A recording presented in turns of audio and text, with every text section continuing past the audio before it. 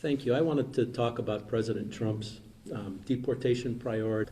The executive order titled Protecting the, I should say mistitled, Protecting the Nation from Terrorist Attacks by Foreign Nationals exaggerates the threat from refugees in the United States beyond recognition.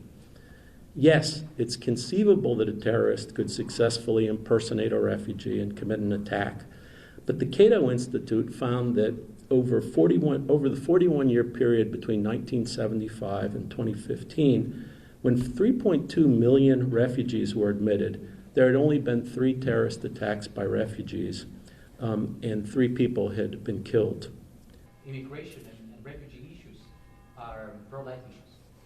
Just wanted to... Is that refugees themselves do not threaten security, terrorists do, and the failure of states to address this crisis also undermines security.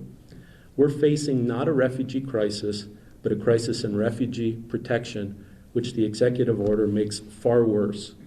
The most obvious security ramifications of this order are all negative.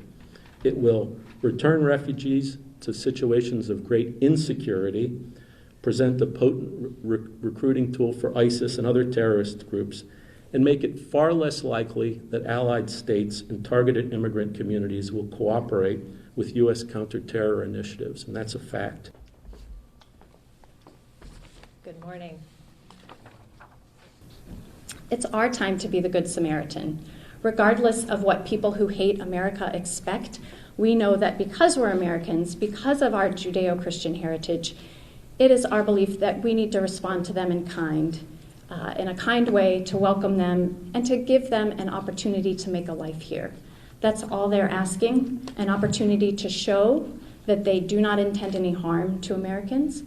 They want to provide safety for their families and education for their children, to simply be able to work and provide for their families. Perspective, okay, I'm trying to remember.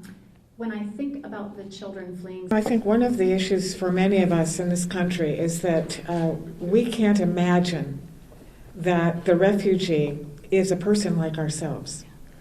That many of the people that are now caught in camps or in horrible situations are people like ourselves who woke up one morning and learned that everything they had was destroyed. They'd lost their jobs, they'd lost their homes, they'd lost their land, and they fled for their lives. These are people just like us. She said it was good that the executive order... When we take any human being and put them in that situation of absolute despondency because of the loss of everything and the potential loss of their life, and then say, now just sit there for 4 more months or maybe 2.5 more years in this situation. I had occasion to speak to some people from Iraq, and ask them how they were doing. And the answer I received was stunning. We feel dead inside. Everything is gone. No one wants us. And most of all, we want our country and our land. So I think we have to stop objectifying them. These are human beings like you and I. As you might suspect, we've really only scratched the surface of what each of these organizations could say.